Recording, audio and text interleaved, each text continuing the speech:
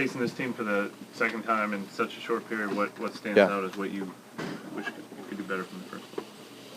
Yeah, obviously we didn't play very well that first time around, and credit to them, they did play well. But bottom line, it's the next game. It's a very important game. We have the chance to win the division if we win this game, right? So short week, so obviously all that preparation is kind of compressed into a few days here.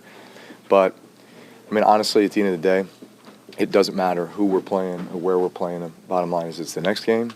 We're just trying to be better than we were the previous time out and just keep searching for that best game. Did they play kind of like a desperate team the first time? You think they kind of... Well, I mean, they're coming off a bye week. They were 1-7. Obviously, a lot of what they had been doing wasn't working, and so they came out and you could feel it. They had renewed energy and renewed excitement, and they played better than us. They outplayed us. So hopefully this is a different story. Drew, you mentioned a little of this after the game, but you guys are actually on pace for the most penalties, most offensive penalties by far in the time you've been here. I mean, I know you don't have a lot of control over all of them, but what frustrates you about it? So, I don't know exactly what those stats are or what those penalties are, but I certainly know the way it feels. The way it feels at times is that there's a lot of unforced errors, right? A lot of things where we're just beating ourselves. Listen, from time to time, are you going to get a holding call and or you're going to get a penalty based on something that the defense did that caused you to get that. Yeah, that's going to happen from time to time. But, man, we have to understand that, number one, let's eliminate the unforced errors, right? And then let's also understand the situations where, man, it's at a premium that you just can't have negative plays. It just sets you back. It puts you in really tough positions. It stops drives. It prevents you from getting touchdowns.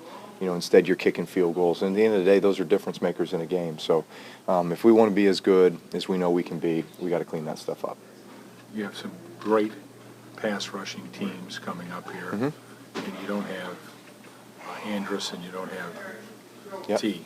Yep. How much more difficult does that make it to not have those guys? Well, we got to manage.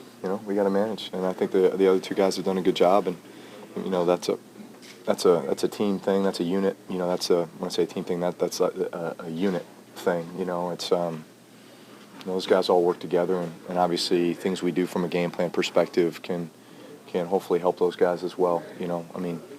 Every week there's challenges. When it comes to whatever it is, pass rushers or pressure packages or whatever it is, and so you game plan, you try to build in answers, and then you also understand that, man, there's just times where, man, guys got to battle and hold up, and let's get positive plays and certainly try to avoid the negative ones. Drew, can you give us a sense of how difficult it is to get cohesiveness when guys hadn't played a whole lot like Patrick or like Nick, and they go into a unit that's been fully functional all season and kind of jump in? Yeah, well, the good thing is Patrick and Nick are both veteran guys. They're guys who have started other places, so it's not like, the guys that don't have any experience. So that's a benefit, and again, you manage. I mean, we've been in situations in the past where you got guys stepping in and either doing it for the first time as a rookie or just they're a backup and they're having to step up and do the job. So, like I said, we'll manage. How much do you have to maybe change protections there, Drew, to kind of solve that riddle of why they had so much pressure on you guys the first time?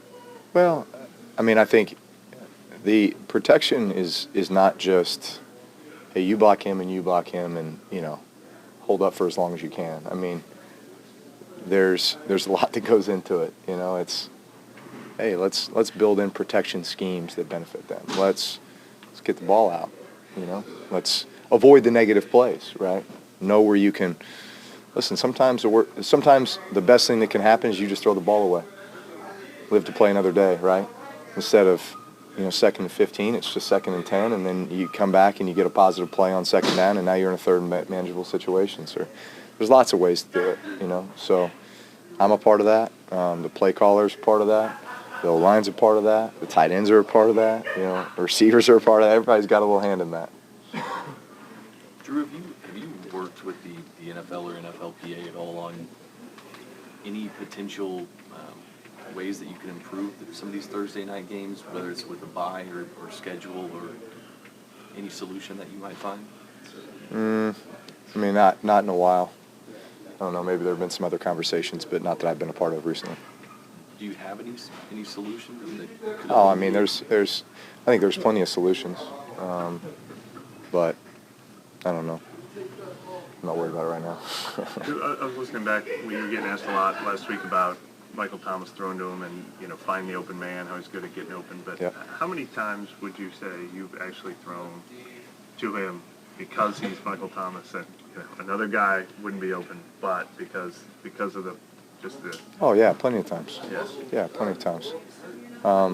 There's just there's a trust factor there, right? And also just it's time on task. I mean, you could say the same thing for Colston, right?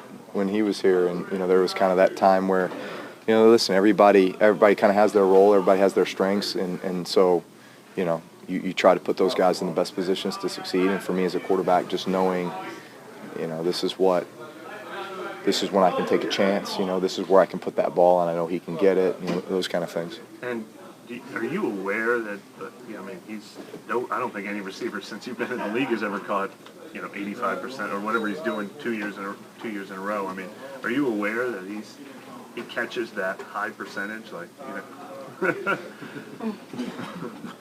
is it anything you attribute to that? It doesn't mean that you just force the ball to him. Throw it to him when he's open. Is it refreshing to see?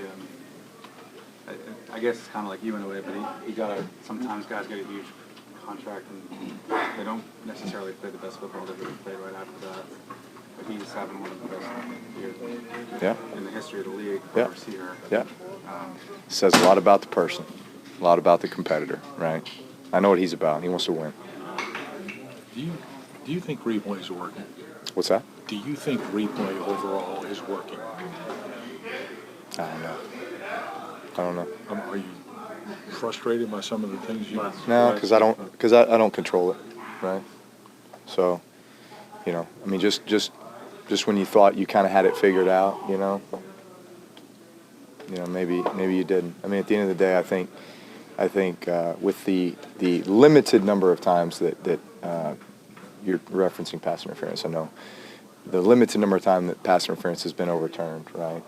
And I don't know the exact number, but it's like 90 times it's been challenged, and maybe 6 times it's been overturned, or something like that. You got you got kind of the impression that the only way they were overturning it was in a critical situation where it's just one of these like obvious scenarios, like the NFC Championship game, right?